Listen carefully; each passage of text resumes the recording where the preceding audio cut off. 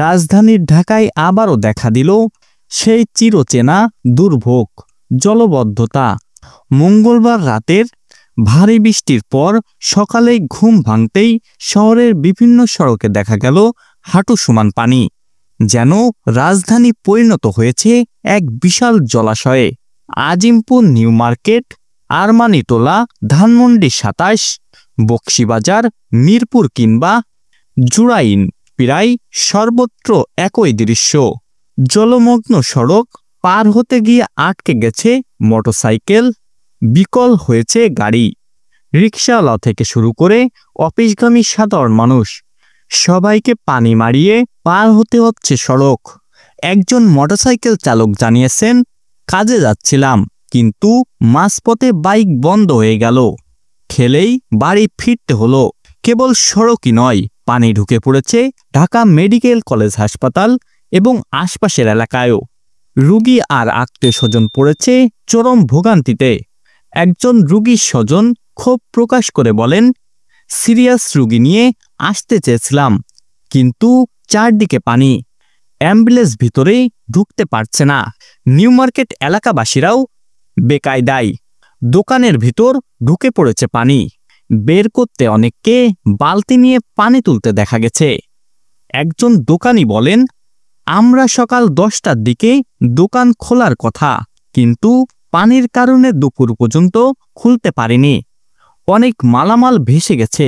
ক্ষতির পরিমাণ কম নয়। দুর্গাপূজার ছুটি থাকায় সড়কে যানবাহন কম থাকলেও যারা জরুরি প্রয়োজনে বের হচ্ছে তারাও পড়ছে বিপাকে। কোথাও কোথাও গাড়ি নষ্ট হয়ে রাস্তার মাঝেই দাঁড়িয়ে গেছে। যাত্রীরা নেমে হেঁটেই গন্তব্য পথে রওনা দেন। আবহাওয়া অফিস জানিয়েছে, বঙ্গোপসাগরে সৃষ্টি লঘুচাপের এই ভারী বৃষ্টির কারণ এই লঘুচাপ পরিণত হয়েছে সুস্পষ্ট লঘুচাপে। আগামী 3 দিনও এমন ভারী বৃষ্টি অব্যাহত থাকতে পারে।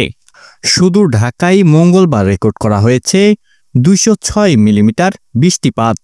ঢাকার জলবদ্ধতা নতুন কিছু নয়।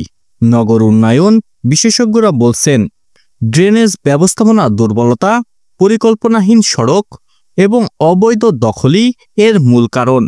নগরবাসীর প্রতি বছরই একই অভিযোগ, বৃষ্টিপাত হলেই শহর ডুবে যায়, কিন্তু সমাধানের উদ্যোগ নেই। রাস্তার পানি পার হতে গিয়ে বিরক্ত এক যাত্রী বলেন, কোথাও রিকশা ভাড়া 50 টাকার জায়গায় 200 টাকা চাইছেন, আবার অনেক জায়গায় রিকশা পাওয়াও যাচ্ছে না। অনেকেই প্রশ্ন তুলেছেন, ঢাকা শহরে কোটি কোটি টাকার বাজেট হয়, কিন্তু ড্রেনেজ ব্যবস্থা উন্নতি হচ্ছে কই? প্রতিবারই যেমন হয়, এবারও বৃষ্টির সঙ্গে সঙ্গে নগরবাসী ভোগান্তিতে পড়লেন। হাসপাতাল, বাজার, স্কুল সবই দুরবস্থা, অথচ সমাধান আজও অধরা। নগর উন্নয়ন কর্তৃপক্ষের দৃষ্টি আকর্ষণ করে বিশেষজ্ঞরা বলছেন, টেকসই সমাধান ছাড়া ঢাকার মানুষ আরও বহু বছর জলবদ্ধতার সঙ্গে লড়াই করতে হবে।